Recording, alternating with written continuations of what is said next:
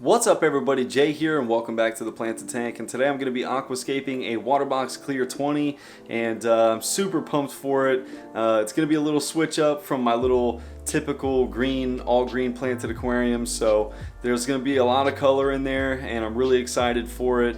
And this tank is being set up in celebration for my channel hitting 20,000 subscribers, so huge thanks goes out to all you guys that have been supporting me for so long now, and we're only going to continue to grow from here. So hopefully you guys enjoyed this video and let's get straight into it.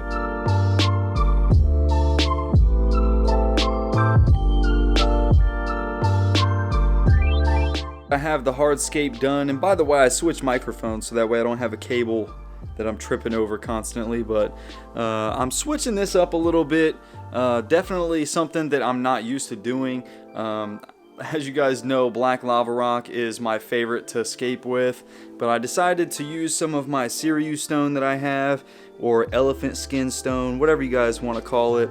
The only thing you have to worry about when using this rock is that it kind of leaches a little bit of calcium, so it might raise your hardness a little bit, so you'll have to really keep up on your water changes.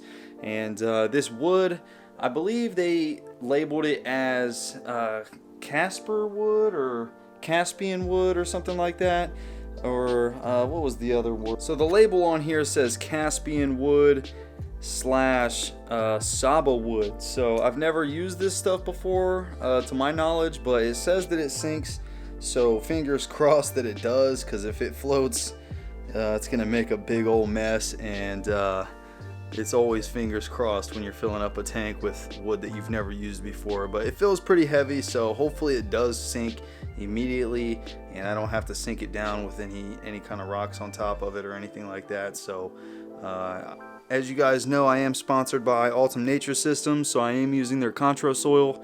I've been using this stuff for a long time. I really like it. The plants seem to love it. It only leaches a small amount of ammonia, and I also have some of this Fritz Turbo Start that I will be using to help with that, and I have a cycled filter that's going on this tank as well, so no issues with that. I will be stocking this tank with fish the second I fill it up, so hopefully everything goes good. I will be keeping an eye on the ammonia levels. People ask me about that all the time.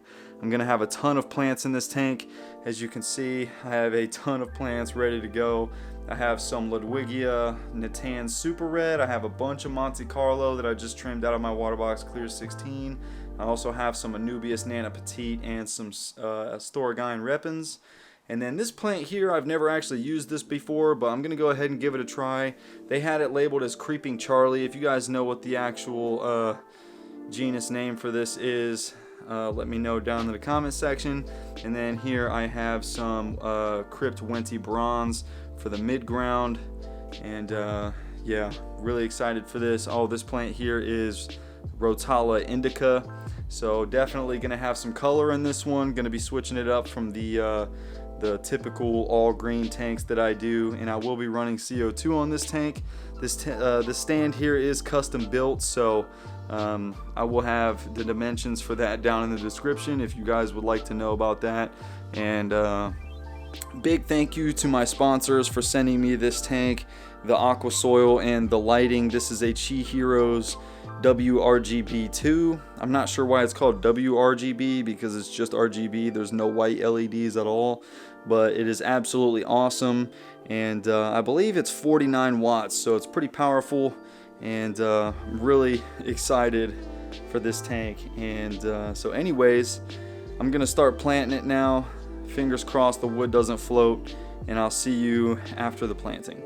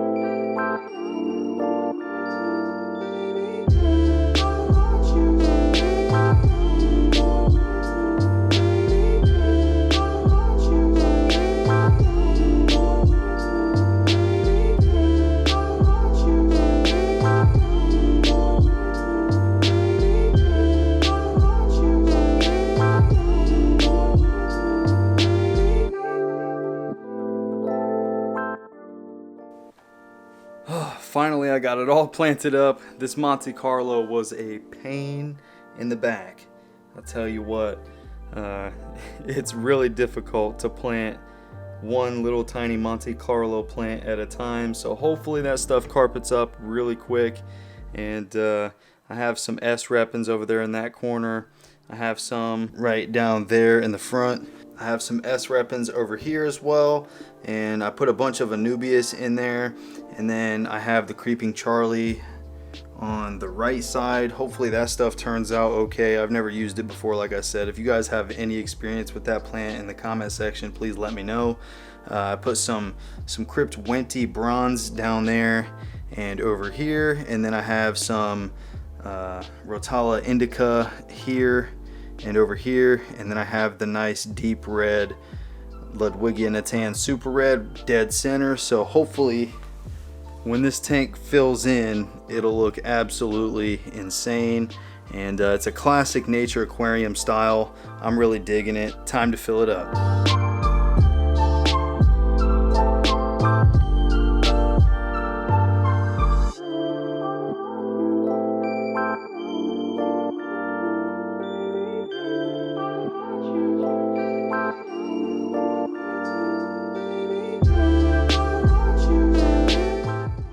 Okay, so we're all filled up now, and as you guys could see from the fill up, the wood definitely wanted to float, so I hurry up and put a stone on there. These rocks, these Sirius stones, are pretty heavy, so that one rock should do just fine holding it down. And I added my Fritz bacteria, so hopefully all my little fish guys will be okay. And I have my school of black phantom tetras and my beloved Bolivian ram. This dude is so awesome. I've had this guy for a long time now, and he seems to be loving his new tank. So can't wait to see these plants fill in, especially these stem plants here in the back and the Monte Carlo carpet.